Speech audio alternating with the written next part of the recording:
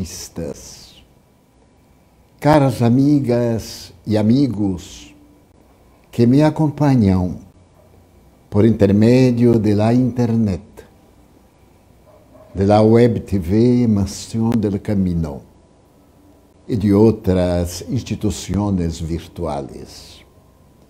Inicialmente, gostaria de perguntar-lhes o que é uma pessoa feliz em um momento de pandemia.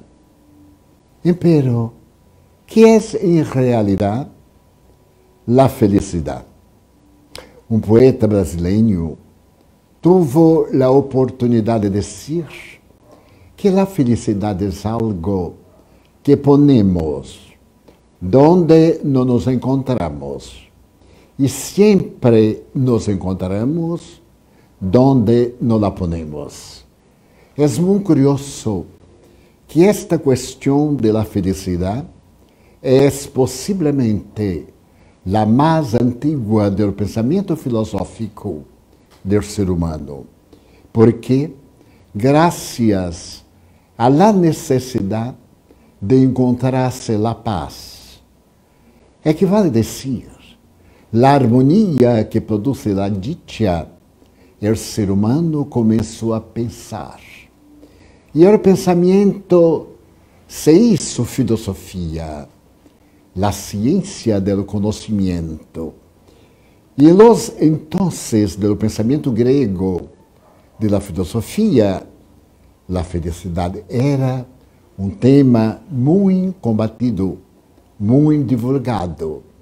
De acordo com a escola de pensamento, a felicidade tinha um sentido, um significado. Temos então o idealismo socrático platônico, temos a estética de Aristóteles, temos o cinismo e tantas outras correntes que são estabelecidas por indivíduos que intentam definir a função primordial da vida. E na atualidade, temos a filosofia existencialista do prazer. Repitamos, o hedonismo. A filosofia em que a felicidade resulta de aquilo que temos. Pero os hechos demonstram que nem tudo que temos pode llenar a alma, propiciando harmonia. E uma felicidade perfeita seria um estado de consciência tranquila, de caráter, de dignidade corretos e de atitudes compatíveis com o pensamento ético da sociedade onde nos encontramos.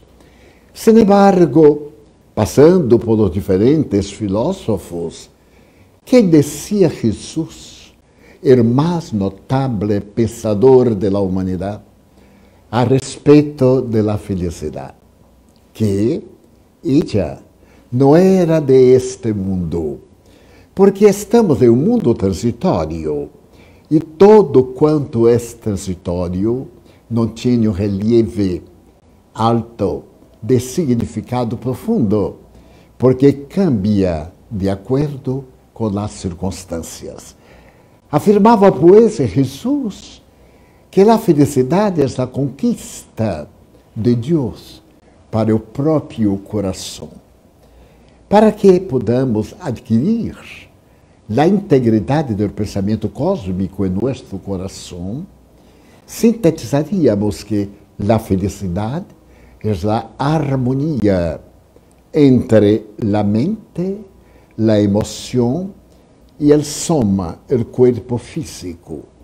Com esta harmonia, teníamos um quadro estético de Aristóteles e ético de Sócrates e o amor de Jesus. Porque uma pessoa que tem harmonia interior, que não tem passado, que não se atormenta com o porvenir, é uma pessoa tranquila, que vive integralmente este momento. Esto é felicidade. Não ambicionar, não lamentar, não atormentar-se por aquilo que gostaria de possuir, não desesperar-se por aquilo que ha perdido ou deixado na retaguarda. É este estado de harmonia interior. Para consegui-lo, é indispensável aquilo que a tradição de natureza filosófica e, ao mesmo tempo, religiosa, estabeleceu como virtude. Que é a virtude? É o bem que se pode imponer-se a si mesmo. E pero Allan Kardec, o codificador do Espiritismo, teve a preocupação de interrogar a los espíritos nobres e felizes, que é o bem, é todo aquilo de acordo com a consciência divina. E o mal é todo aquilo que se lhe opõe, é decir, é aquilo ao contrário de lo que estabelece a consciência divina. É indispensável, por lo tanto, ter a fé, porque a fé é estado de confiança em algo que se propõe a transformar-se numa realidade orgânica. E pero a realidade não é orgânica, porque todo aquilo que é orgânico permanece em mutações, em transformações, em dissolução para novas formulações de natureza molecular. Então, seria uma metafísica, sim, porque seria permanente, a fé em Deus. Sin embargo, a filosofia contemporânea, em muitas escolas, atormentam-se para dizer, com o apoio da psicanálise, que a crença em Deus é um estado patológico, é uma histeria coletiva, em que a criatura humana, decepcionada com seu padre biológico, apela, transfere sua necessidade para um padre imaginável. Então, quando temos fé, construímos um ideal que se transforma em uma realidade.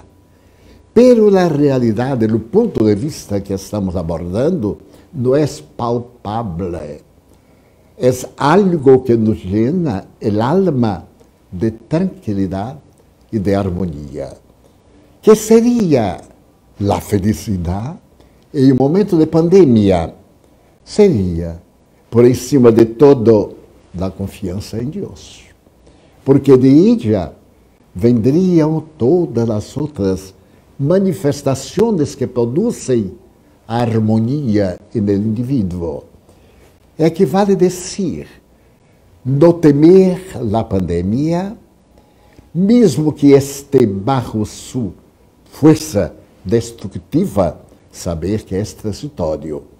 E se é transitório, a cada momento está passando, está liberando-se para entrar em outro estado de desencarnação, vida, ou de continuidade da organização fisiológica, vida.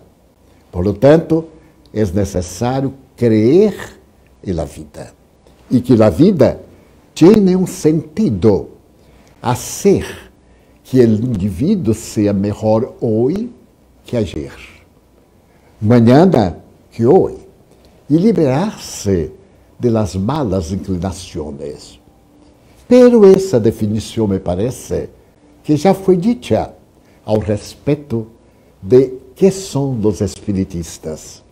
Somos aqueles que lutamos com muito esforço para sermos hoje melhores que ayer, amanhã melhores que hoje, e permanentemente lutando em conta das infractuosidades de nossa personalidade, de nossa vida interior. Em este tempo de pandemia, se eu creio na vida, eu sei que isto passa, porque todo passa no mundo transitório. Pero se está enferma uma pessoa a quem eu amo, continuar amando-la muito mais, porque é um período de experiência orgânica. Nós nos originamos de um estado virótico. A primeira manifestação da vida foi uma cadena de açúcar e na intimidade das águas oceânicas que, golpeando as rocas, produziram esse açúcar que se transforma em um vírus que não tinha vida. Pero a vida vino com o oxígeno e ele se vai haciendo de uma unidade para uma polivalência, para aglutinar moléculas e surgirem a flora submarina, a fauna e a realidade objetiva de aquello que conhecemos como o planeta terrestre. Então, este vírus tem uma função destrutiva, porque está em permanente transformação. A cada momento, produz uma mutação. É uma herência do vírus primitivo. Juan, aquele que nos antecipou, disse que era um vírus primitivo, e é realidade. São 200.000 vírus diferentes, que obedecem, na escala estequiogenética, a los cambios, a las mutaciones, a las adaptaciones, hasta convivirem con nosotros, poseyéndolos en nuestro organismo en estado de armonía, hasta que esta armonía, por una u otra razón, se desequilibra e perdemos aquilo que chamamos a imunidade, a força cósmica que nos dá o equilíbrio e mantém a saúde orgânica, que corresponderá à saúde emocional, que será o resultado da saúde espiritual. Por ello, Hipócrates, o padre da medicina grega, 400 anos antes de Jesus, afirmava: não há dolientes.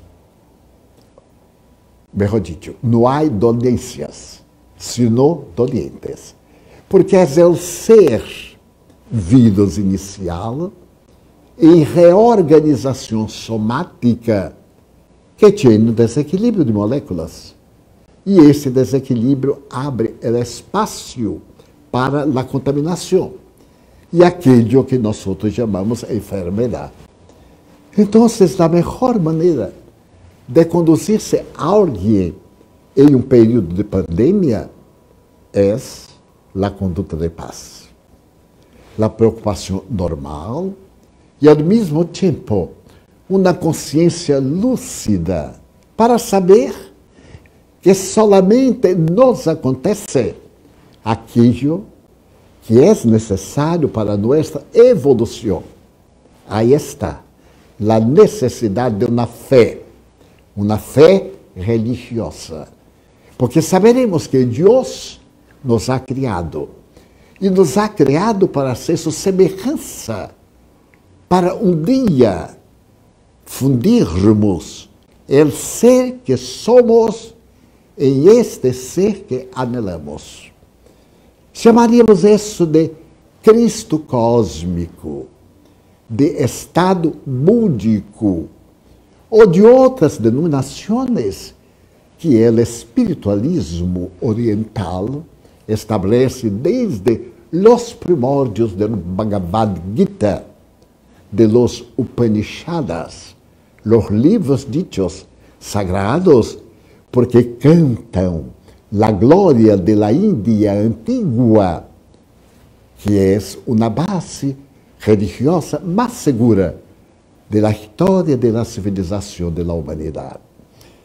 Pero é um pouco complexo ter que filosofar em um tempo muito curto, porque um razonamento leva a uma conclusão que abre espaço a outra discussão, que faculta uma interrogação, e nos perdemos em las diferentes escolas do pensamento filosófico. Seamos práticos e nos utilizemos de um hecho. Jesucristo se utilizou de los hechos. A história do cristianismo, a doutrina a que se deu o nome de las enseñanzas de Jesus, porque ele não criou nenhuma doutrina. Ele veio trazer o amor para que fuera a base da vida, do sentimento. E de aí surgiu uma organização teológica, é natural, para termos bases filosóficas, para atender às necessidades de los interrogantes em nossa consciência. Então, Jesus, Buda e todos os seres que abriram as portas do pensamento em direção a Deus no passado, narraram hechos, que se chamam parábolas, que se pode denominar de mantras de diferentes maneiras. Hoje, nós sabemos que a narrativa é, do ponto de vista literário, uma arte muito difícil, porque é uma arte-ciência de dizer com palavras aquilo que não se pode apresentar com a realidade. Vamos narrar um hecho que tivemos a oportunidade de viver. E em ele, iremos colocando os pensamentos filosóficos de Allan Kardec. E no dia 2 de novembro de 1969, eu cheguei por primeira vez a New York. Se eu hubiera realizado em Puerto Rico, em San Juan, o terceiro Congresso Pan-Americano de Espiritismo. E eu estivera presente. E ao retornar a Brasil, havia feito uma escala em Nova York. Me interessava muito conhecer a grande manzana. E como não hablo outro idioma senão o português, lo mais é uma aventura idiomática, tentei encontrar um hotel que me facilitara o intercâmbio da comunicação. E como eu hablo um pouquinho de espanhol, meu amigo me propôs um hotel muito interessante, em la calle 23 de New York, e no coração da cidade, próximo de Broadway e de la praça mais importante do mundo. E eu cheguei, como todos os viajantes de primeira vez, muito emocionado a New York. E ao realizar minha apresentação do hotel, já me vino ganas de conhecer a praça mais importante do mundo. E lhe perguntei ao concierge onde poderia encontrar este lugar que aquele então era considerado o mais iluminado da Terra. E ele me apontou em um mapa. E era muito cerca, eu fui caminhando, deslumbrando-me com os rascacielos. E sentia uma felicidade incomum. Primeiro, o mês de novembro é também mês das chuvas. E começou a chover. Por lo tanto, não pude fruir o prazer imenso antes de viajar. E sendo muito amigo de um notável pensador, um sábio em filosofia, o professor Pastorino, ele me disse: passarás por New York? Ele disse: terei o prazer de conhecer esta cidade fantástica. Te quero pedir um favor. Nós brasileiros somos muito especiais. Adoramos complicar a vida de aqueles que viajam. Pedir-lhe favor, é decir, oferecer-lhe um problema. Porque carregar objetos para entregar a pessoas em lugares em que não conhecemos é uma tragédia. Pero se tratava de um homem notável ou um espírito fantástico. E muito amigo meu, perfeitamente. Ele mandava um manto amarillo. Era aquele tempo dos Hare Krishna, que viviam iluminando o mundo com sua alegria de viver, com suas canções. E um amigo suyo, de Pastorino, vivia em New York, e lhe mandaram pedir aqui no Brasil um manto amarillo, porque ele também queria vestir-se, pero um manto de seda. E a hora era muito bem, porque se tratava de uma pessoa que haria o trabalho com segurança. Depois que entendi de estar em Times Square, solamente vi os edifícios que comparei com os de minha terra e não me pareciam tão fantásticos como minha imaginação havia estabelecido. Volvi ao hotel e fiquei mirando no mapa. Ao dia seguinte, agarrei um táxi e fui à la direção. Pero, esse tempo, acá em Brasil, não havia código numérico de las cidades, de las calles. Já em Estados Unidos não havia. E quando eu cheguei à direção, a pessoa gentilíssima, uma dama que me recebeu, disse: não é aqui em Manhattan, é uma cidade cercana de New York. E me deu o nome da cidade. É muito fácil. Agarra o metrô e então se salta ali. É muito fácil. Le agradeci e me fui para o hotel e disse: como agarrar o metrô? Eu nunca entendi o metrô. Eu fui mandar para o correio. Porque o correio de então não era em Estados Unidos tão perfeito como é o correio latino-americano, especialmente do Brasil, que nunca sabemos quando chega. E então, estava preparando o paquete, quando me apareceu um espírito e me disse: Adivaldo, por favor, eu te pido para que vayas e entregues isto ao Beltrán, que é um amigo meu. Eu fui mirar, o paquete estava ao doutor Beltrán y Beltrán. Era um nome espanhol. Eu lhe disse: era amigo tuyo. Sim, e tu quem eres? Bueno, eu sou Temístocles. Nós éramos na terra amigos íntimos. Nós trabalhávamos em São Paulo e vivíamos em Rio de Janeiro. E todos os domingos à noite veníamos de um automóvel próprio da época que chamamos lotação, diretamente a São Paulo. E eu tive a infelicidade, a desdicha de ser vítima de um acidente e me desencarnei.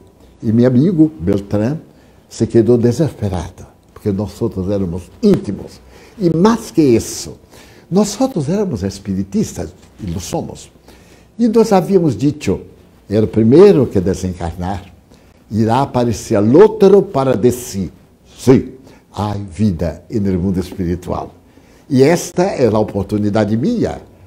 Tu levarás e eu direi a meu amigo querido que estou vivo: tu me harás isso. E eu lhe disse: haré com um pouquinho de prazer, não muito prazer. El espírito sorriu e disse: e que haré? Mañana tu irás a la central e ali agarrarás o metrô e te levaremos allá. Muito bem. O dia seguinte, chovia tanto que me pareceu dilúvio bíblico.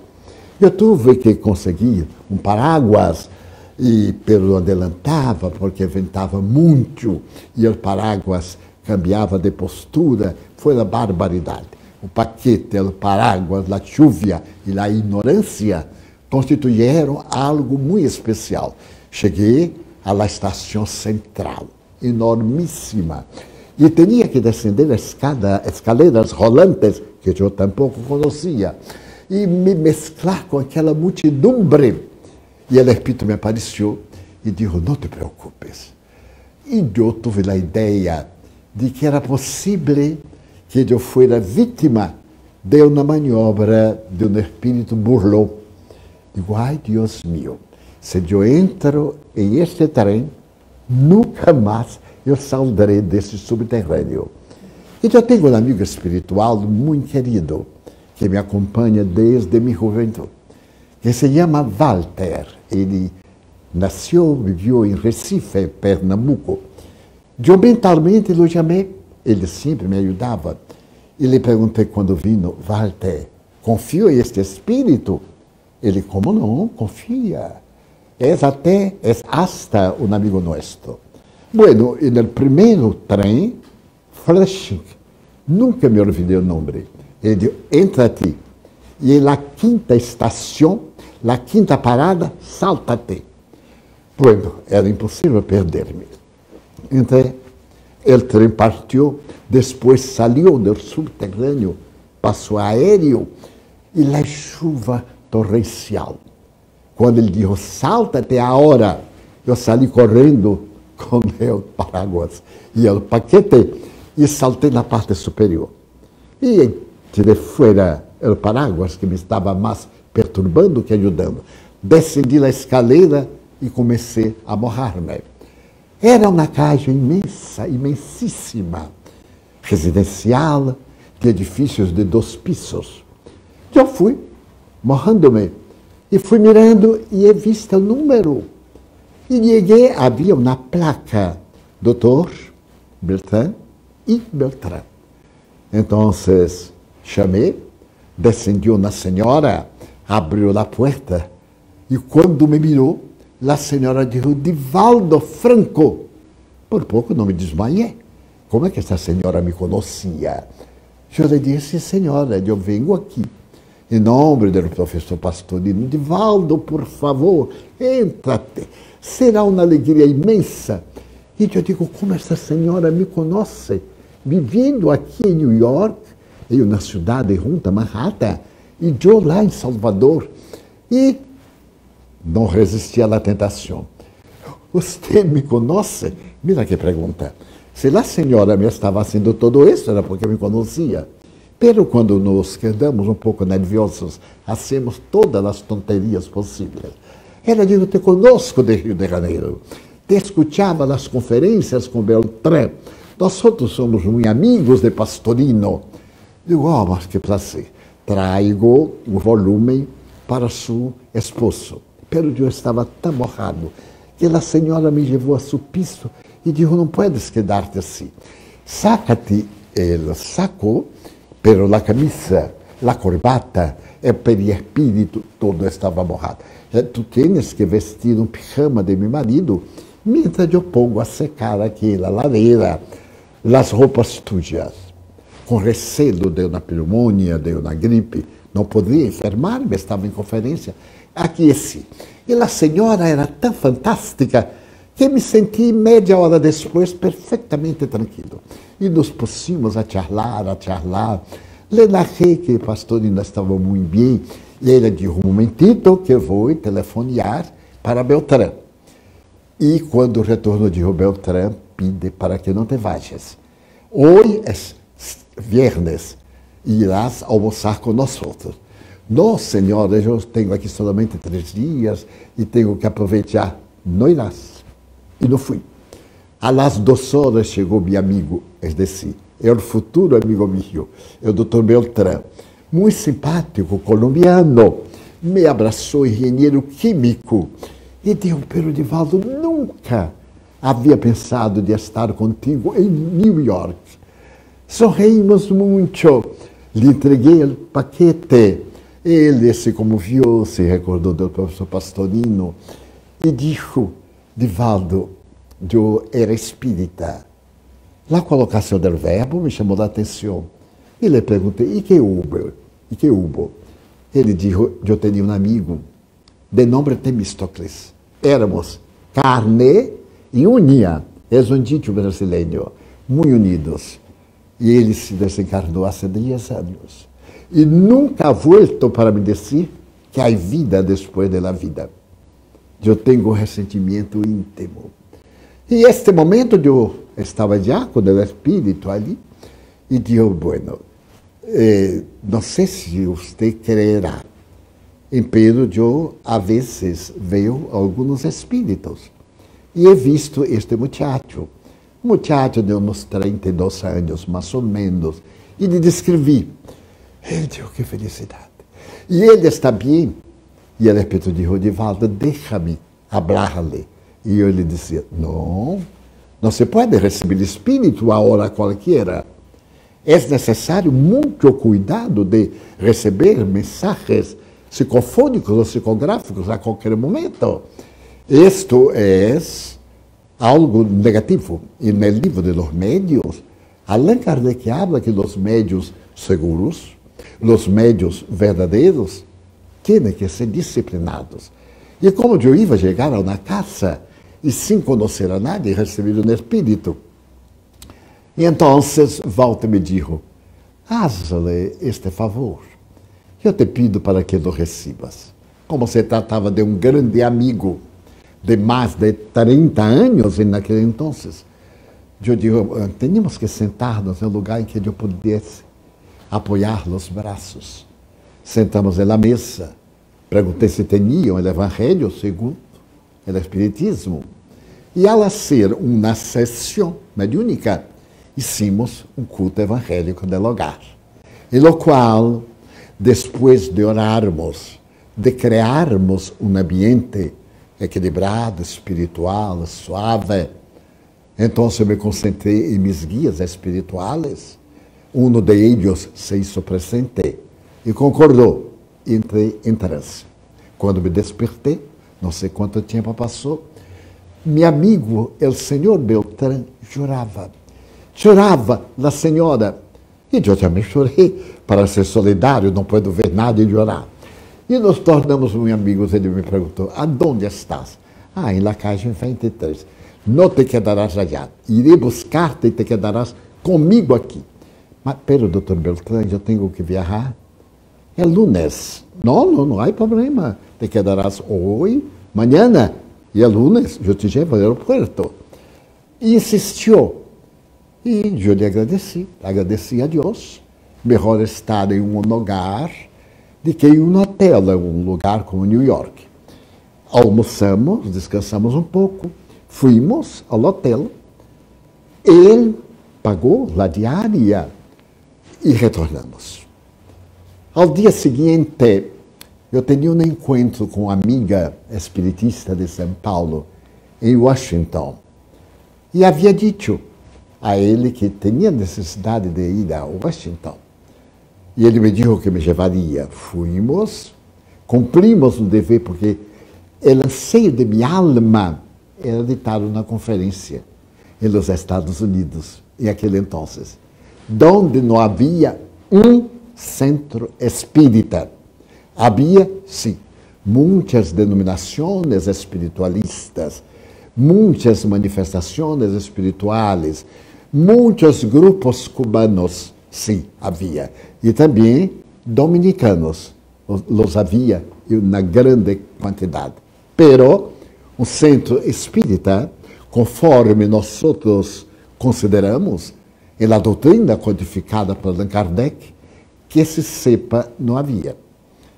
Então, fomos, mantuvimos o encontro, e ao retornar, mais ou menos às 3 da tarde, ele me disse, eu he encontrado aqui, na cidade, um pouco cerca, um grupo de metapsíquica, e tenho uma invitação para hoje, às 5 da tarde, participar de uma experiência. Te gostarias de ir? Mas com imenso prazer. Nunca havia visto um encontro de metapsiquistas, e era a oportunidade de conhecer. E eu, então, vamos diretamente.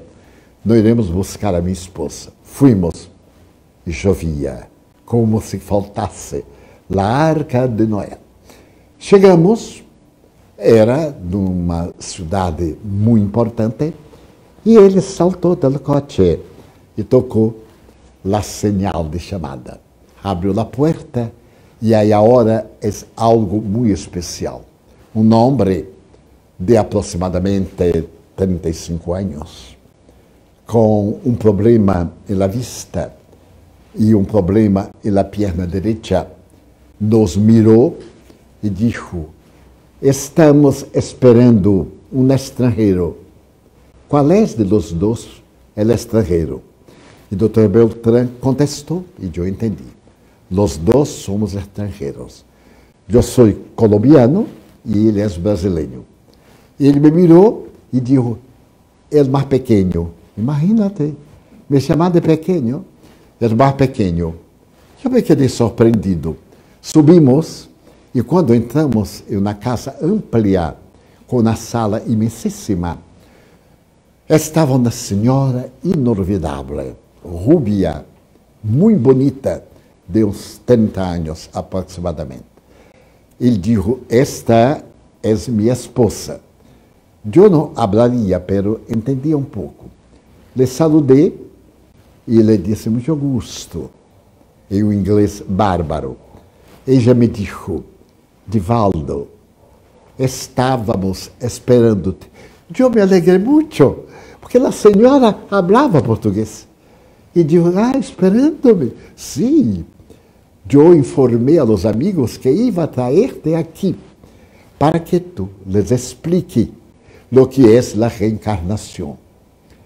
E eu me quedei surpreendido, porque falava claramente, com este acento muito especial de los baianos, que somos nós outros.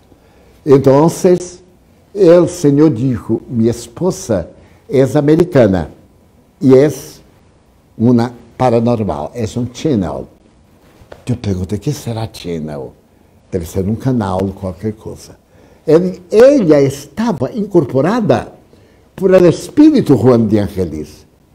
Eu la mirei, contemplei e he visto a mentora querida que sorriu hacia mim. A senhora era médium políglota, uma faculdade extraordinária. Entramos e havia umas 38 ou 40 pessoas. E eu tenho a costumbre de contar as pessoas no auditório como algo para distrair minha mente antes da conferência. E então sentamos. E eu pedi ao Dr. Beltrán que tradujera para mim. E ao Senhor disse, eu sou Paulo Scott.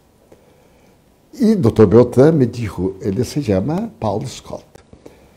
E quero narrar a história de minha vida, porque eu necessito saber por que Deus isso comigo. Eu quero saber, e se entusiasmou, a razão por que he sofrido tanto. Eu vivia aqui em Long Island. Esta casa pertencia a minha família. Os amigos me conhecem, mais ou menos, mas não conhecem todo. E eu tenho instrução para que les narre a história minha, para que Mr. Franco pueda explicar a la luz de la reencarnação, que nós, metapsiquistas e protestantes, não creemos em isso. Eu me quedei surpreendido. E o homem contou uma história de las mais lindas de minha vida. Começou dizendo que quando tinha 19 anos, estava na universidade, ali em Long Island, e era um desportista. Adorava o futebol americano. E no inverno, ao passar a pelota de um ao outro e de outro a ele, ao segurá-la para correr, a mão parecia que estava com uma calambria, porque a pelota golpeou e caiu, e ele não pudo. Então, o encarregado lo chamou e disse, o que passa? Eu disse, não sei. E assim 3 vezes. Eu senti esta calambria. E então ele disse, o que tienes? Eu não lo sei. Miramos. Eu disse, deve ser do inverno. Algum problema de temperatura. Amanhã, vete a qualquer médico, ou a quem seja, ou hace um massagem, qualquer coisa. Aí começou a história trágica de minha vida. Porque fui a muitos médicos, sem saber o diagnóstico. Comecei a sentir no pé, em este dedo, e uma sensação estranha nas orejas, dolor de cabeça, muitos sintomas, e os médicos não identificavam. No verano, eu estava na Quinta Avenida, cerca da Catedral de St. Patrick, e he visto um anúncio que dizia assim, se tu problema é a enfermidade, viene a nossa clínica, que te solucionaremos. Era uma clínica nova, experimental. Eu disse, como? Então você vai allá. Hablé con mi padre, al día siguiente fuimos a la clínica. Hicimos os exames, alguns de resultado imediato e outros para 15 e 21 dias para me dar a solução. E no dia próprio, muito entusiasmado, pero as calâmbrias eram excessivas e a perna direita, como se estivesse encortando, me impedia de caminhar como devera. Então, ao 21º dia, para o último exame, eu fui levado a uma sala, uma médica fantástica. E ali sentado, ele me perguntou: Paulo, quais são os planos que tu tienes para o futuro? Ah, doutora, receber-me, ter meu diploma, desfrutar da vida, casar-me, ter uma família e exercer a profissão que escolhi. Pablo, temos que cambiar um pouco de tus planos, porque tu tienes uma enfermidade que não é muito comum aqui em Estados Unidos. Te vou dizer, é uma enfermidade cruel. Esta sala é onde nós damos os diagnósticos fatais. Eu sonreí e disse: doutora, fatales? Sim. Tu tienes hanseníase. Eu não sabia que era. Que é, doutora? Lepra. Me puse a rir, doutora, lepra? Aqui no Gailand? E te direi mais. Em este momento, um assistente social está em tua casa para examinar a tus familiares. E em este momento estão chegando 2 policias que te irão levar ao leprosário Calvert, no oeste norte-americano. Tu vida já não te pertence. Pertence ao departamento de saúde. Eu me desesperei e ela disse: aqui, os cristales são de segurança. Não era possível. Ela saiu e eu me senti ali, aprisionado. Entraram 2 homens, que eram 2 animais. Se sentaram e me disseram que aquela noite iríamos à estação Pensilvânia para agarrar um trem para o sanatório Calvert, onde viviam os leprosos. E um deles me disse: não te puedes huir, não lo intentes, não lo intentes. E aquela noite comecei o Calvário. Entramos numa classe especial, viajamos toda a noite. O dia seguinte, parte da noite, é outro dia. E chegamos num lugar, no meio dos Estados Unidos, com muitas árvores. Era um lugar distante. Eu não pude ler qual era o nome. Havia uma ambulância e 2 enfermeiros. Entregaram na planilha, firmaram como se eu fosse um nome reto. Entramos em silêncio na ambulância e rumamos para uma cidade de leprosos. Quando eu cheguei, tive um espanto. Os homens e mulheres, em um estado deplorável, estavam internados. Meu padre havia reservado uma residência para eu me quedar. E pior, tive que cambiar de nome por causa de minha família. E começou meu calvário. Cada dia eu mirava no espejo e terminei por arrebentá-lo, porque começaram as deformidades. E perdido na vista. E na rua. É uma história com muitos detalhes que tenderei que omitir. A verdade é que de repente chegou uma notícia. E aquele entonces era incurável. Se utilizavam de placebos. Determinado produto, algumas pomadas, algumas coisas, todo inútil. Nos decomponíamos em vida, nos quedávamos podridos, vivendo. Alguns eram troços de pessoas amputadas. Salmugra era o produto mais valioso. quando surgiu a esperança de um produto novo, precisava de voluntários para os testes. 10, eu me candidatei e outros. Durante 4 meses, o produto me dava resultado negativo. E no 5º mês, positivei outra vez. E assim 2, 3, 4 vezes.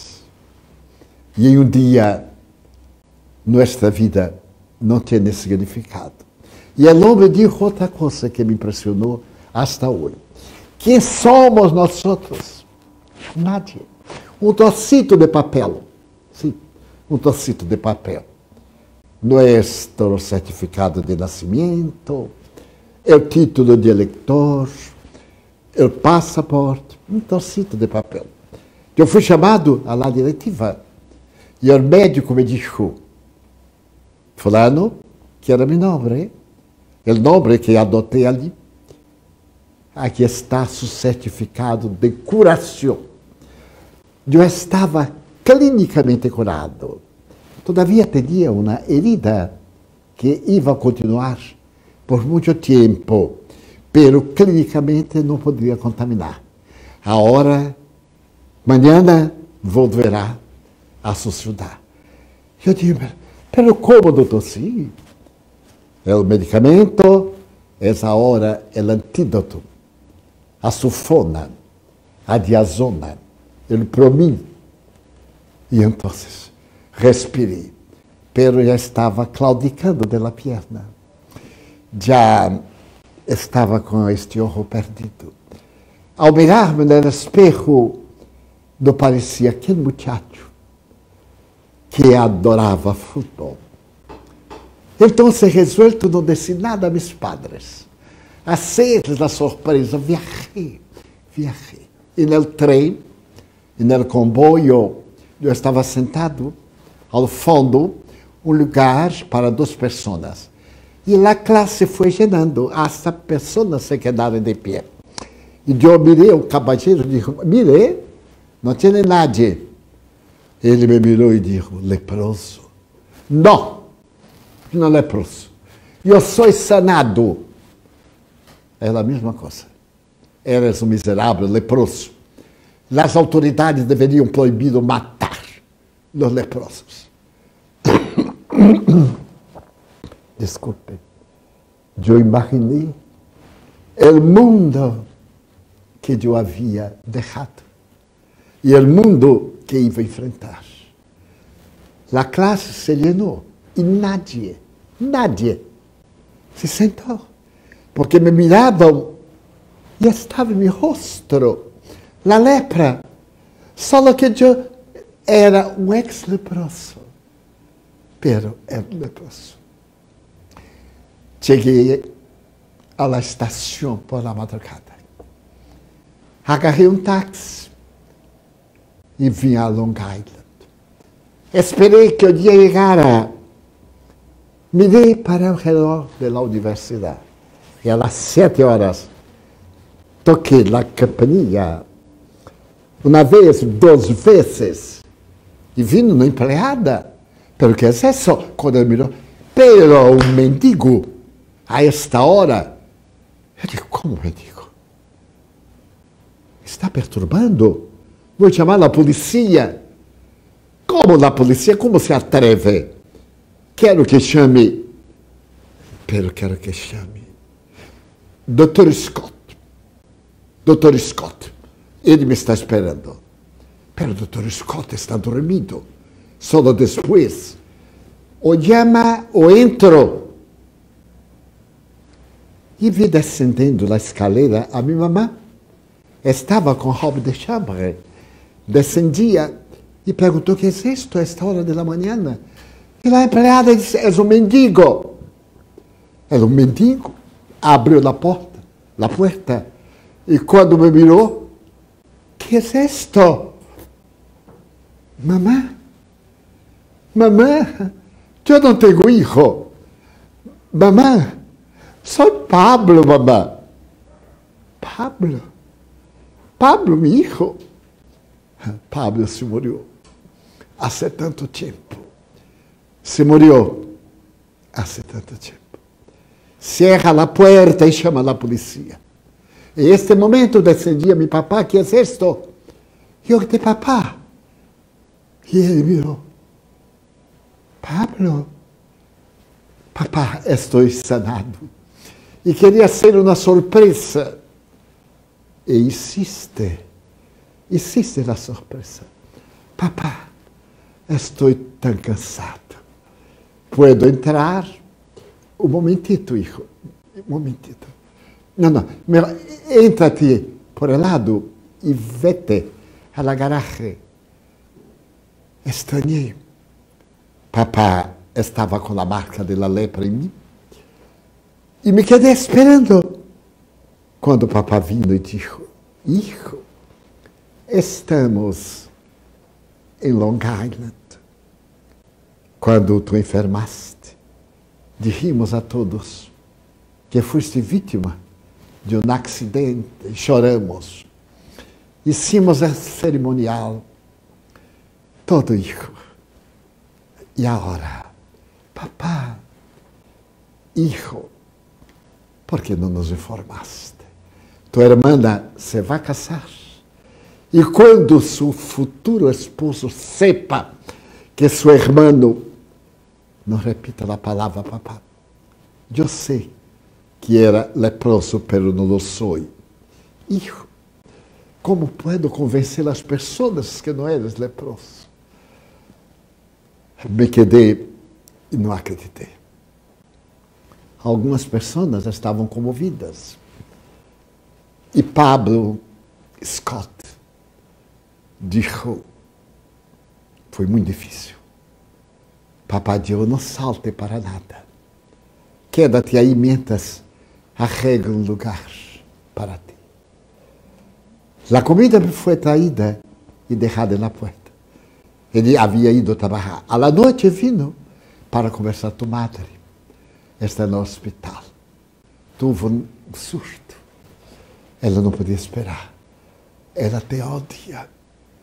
Porque tu, como contraíste lepra em Estados Unidos, uma doença tropical, como la contraíste? Papá, me abrace, papá. Não, hijo, não tenho coragem. Perdona-me, não tenho coragem. Dá-me tempo para acostumbrar-me. E foi assim que ao quarto dia, papá vino, me entregou um documento e disse, estamos cambiando de cidade. Transferimos esta casa para ti. Não nos procures nunca mais. He depositado uma importância no banco em tu nome, Pablito. Pero não nos procures. Não nos desgraces por a segunda vez. Tu hermana está para casar-se. Adiós, Pablo. E eu he visto meu padre agarrar o coche e desaparecer. E aquela noite, eu saí para tomar um pouco de aire e vi o bar de Tom. Quantas nostalgias. Entrei sem dar-me conta de minha deformidade. E Tom me mirou de fora, mendigos, fora. E a dizer-lhe, Tom, fora. E as pessoas me miraram. Eu digo, sou um monstro. Planejei matar-me. O rato passa cerca. Eu rio, salí, mas sou tão jovem. Volvi à casa e comecei a sair à noite. E foi assim. Não há muito tempo depois, me vino nostalgia de New York. Agarrei o micro e fui. E fui mirar a clínica que destruiu minha vida. E estava já, quase ao lado da Catedral de St. Patrick. Venia um ônibus e me vindo ganas de tirar-me. Pedro, não sei o que passou. Ouí a música das campanas. Não sou católico, não sou nada. Atravessei a calle, a avenida, entre a igreja e chorei como nunca havia chorado. Quando levantei a cabeça e visto o obispo Fulton é amigo de los leprosos. Deus mío, fui mirar. Sim, o bispo Fulton era amigo de los leprosos. Salí buscando alguém, havia um cura. Eu lhe perguntei, padre, eu queria falar com o obispo. Ele me mirou e disse, há que passar-lhe um cable para que señale a fecha do encontro. E foi assim. Que fui visitar o obispo, que se hizo amigo meu, e que me disse, tu necessitas de trabalhar. Tu necessitas, por cima de todo, de ter um trabalho. Padre, eu não tenho um amigo. Não? Crees em Deus? Então, tu tienes um amigo. Crees em Jesus Cristo? Mais ou menos. 2 amigos. E agora eu sou amigo tuyo, o número 3. Não te atrevas a dizer que não tienes um amigo. Tienes 3. Vamos tomar uma sopa. Não, padre, já. Mentira. Quando nós vamos ter um encontro deste, não comemos. Iremos comer. Eu conosco a história de los Hansenianos. Nossa amistade não terá lugar para mentiras. Sou um bom cozinheiro. E com aquele homem eu tomei a sopa. E ele me disse, eu serei tu amigo hasta la muerte. Levantou-se, pôs a mão em meu ombro e disse, intenta conseguir um trabalho. Pero, padre, inténtalo. Salí um pouco animado. Ao dia seguinte, procurei no periódico desses que disse de emprego. Escrevi para um dos 10 e recebi uma carta dizendo que me apresentara. Quando me apresentei, o senhor disse, poxa, que cara que tienes. Lepra. Eu disse, lepra. Pero estás curado, pois não? Sim. Bueno, eu te pongo aqui e pongo uma destas chicas bonitas para atender. E nadie te vê, porque tu espantas os feligreses. E comecei a trabalhar. Ao 4º dia, eu peguei o trem para voltar a casa. Flushing. É o mesmo que eu pegara.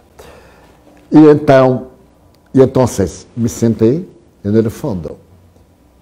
Meu lugar estava sempre vazio. E entrou uma chica loura, rubia, mirou um lado, mirou ao outro, correu e disse, ufa, lugar vazio. Mira, acidente de automóvel. Eu lhe disse, não, senhorita, lepra. Lepra. Está curado. Uau, quer ser meu amigo? Eu vou matar da envidia a minhas amigas. Eu vou ter um amigo leproso. Ex-leproso. Ex-leproso. Eu vou saltar na segunda estação. Quer ser meu amigo? Meu nome é Elizabeth. E a louca saiu. E eu fiquei. Eu me quedei a mirar-la. Ao dia seguinte, eu disse, ai Deus, me peinei, melhorei um pouco. E quando parou na estação central, ela apareceu, correu e disse, opa, que coincidência. 2 vezes em New York, já somos amigos. Vamos amanhã encontrar-nos de propósito. Eu quero ser tua amiga. Amiga, hein? Eu sou novia. Não, senhorita, eu compreendo. E minha alma se quedou atormentada. Ao dia seguinte, saí mais temprano Me preparei. Saltei na estação para esperá-la. E ela não viu. Eu vi que havia sido um engano. Pero de repente aparece na escalera rolante. Perdone, me retrasei um pouco. As mulheres se retrasam um pouco. Na hora, 2 horas, 3 dias, sempre se retrasam um pouco. E nos hicimos amigos. Todos os dias nos encontrávamos. Um mês, mais ou menos, ela me disse: Pablo, tu sabes de uma coisa? Hoje, solamente é feio quem quer, porque hace plástica. Eu tenho uma amiga que é casada com um odontólogo, que é muito amigo do mais notável de los cirujanos plásticos de Washington. Se eu pedir a minha amiga para que pida a seu marido, para que seu marido pida ao médico, ele te melhorará um pouco. Tu gostarias de ser, Pablo? E eu lhe disse: e que te parece? Muito caro? Não, não, haremos isso gratuito. E as mulheres são tremendas. Ela conseguiu. E quando menos esperava, eu estava internado no hospital Walter Reed, no hospital de los veteranos de guerra. Uma semana, hasta que foi señalado o dia que me iam tirar as ataduras, abejorado meu rosto. E então me quedei, e a enfermeira disse: eu vou abrir as persianas e vou poner um espejo para que veas tu nova cara. Está uma cara bonita, hein? E eu perguntei: ela vino? Oh, não posso dizer nada. Las mulheres guardamos secretos. Pero te direi em secreto: vino-se. Ai, ela abriu a persiana. Eu senti. E quando me mirei no espejo, Deus mío, o ojo havia substituído por um de vidro. Era igual, só que não o mirava. E então entra Elizabeth com rosas. Parecia um ángel de Deus. Entrou e me disse: eu preferia o outro rosto. A outra cara me era mais familiar. Agora vamos demorar um rato hasta de eu me acostumbrar. E assim continuamos. Uma semana depois, Elizabeth me disse: adeus. É a última vez que nos vamos encontrar. Eu te disse que era novia.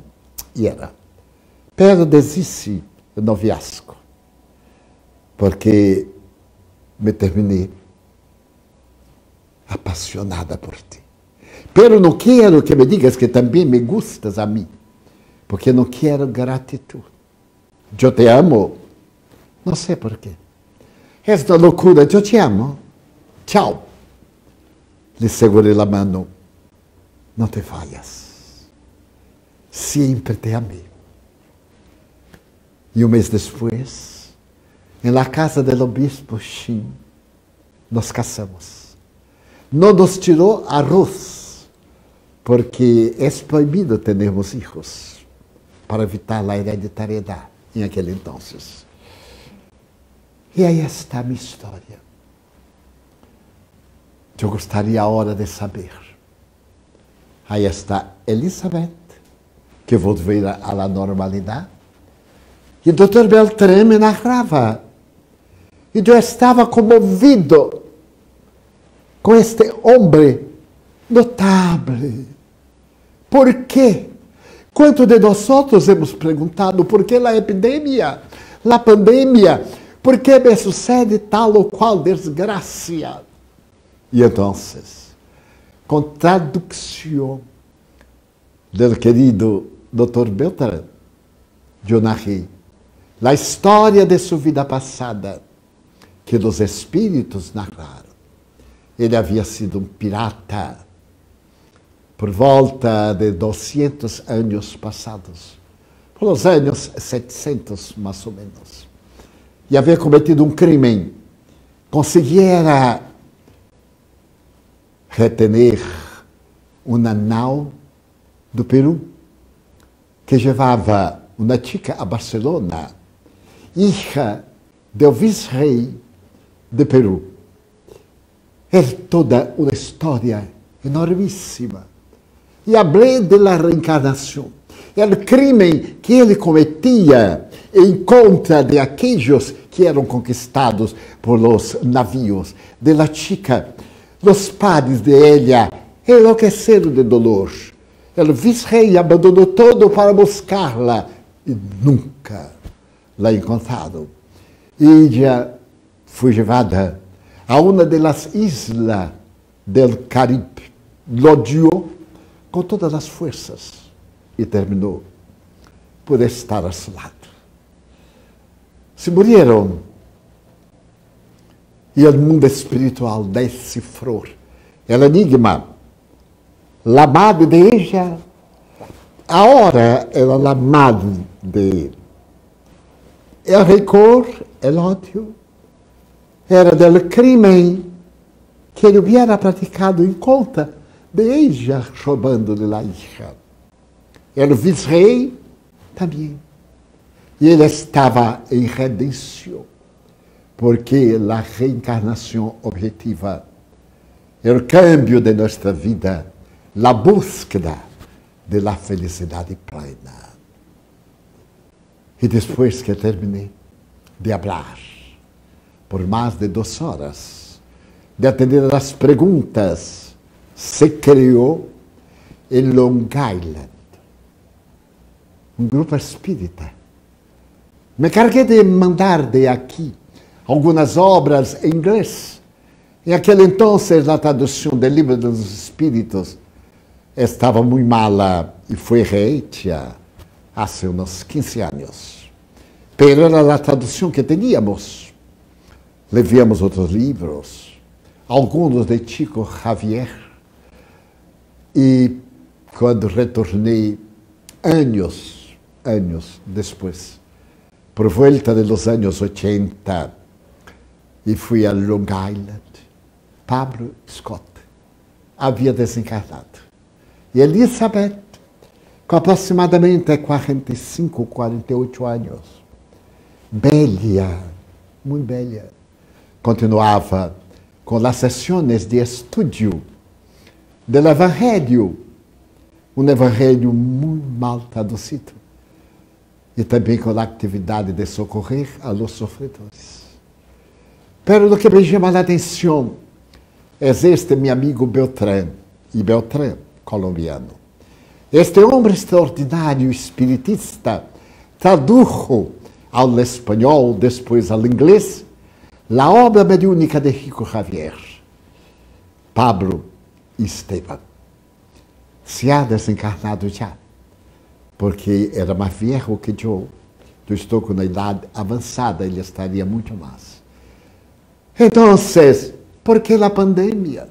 Como nos deveremos comportar em este momento de pandemia como verdadeiros cristianos? Superar nossas idiosincrasias, nossa inferioridade egóica, trabalhar por a superação de nossas manifestações primitivas, do vírus do orgulho, da vanidade.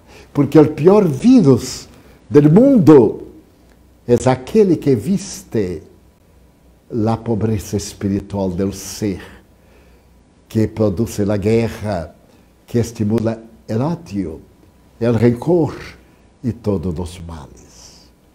Delante de la oportunidade de hablarles ao respeito de nossa conduta, como hacen nosso querido hermano Milton, família e família espiritual, em sua casa, atendendo a los sofredores, a los sofrientes, distribuyendo alimentos a los pobres del barrio, em uma subida de la montanha, divulgando a doutrina por todos os médios ao alcance.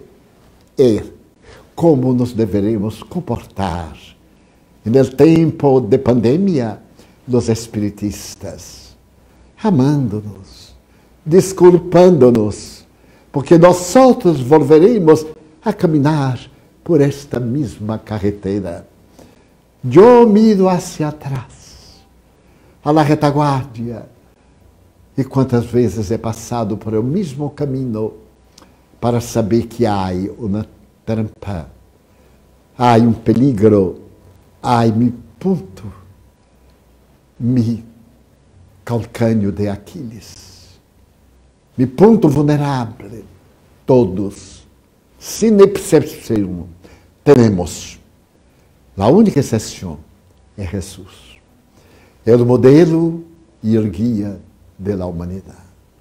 Por ello, em este momento, lhe rogaria bendições para todos aqueles que se encontram na linha de frente, atendendo a los portadores de la hanseníase moderna. Todos estamos recelosos, pero não permitamos que o pavor, ou a indiferença, a banalidade de não respeitar as leis de higiene para nos precatarmos da contaminação, que tenhamos cuidado para atender às leis e não permitirmos que este contágio se haga mais rápido, mais voraz, mais destrutivo, pensando que isto também passará. E um dia despertaremos em um mundo de paz, em no qual a ternura de Elizabeth, olá, pero que é isto? Um acidente? Não, ex-lepra. Nossa lepra moral desapareça. E por intermédio da cirurgia plástica do amor, o sentimento de ternura, de amistade, de caridade, floresca nossos corações.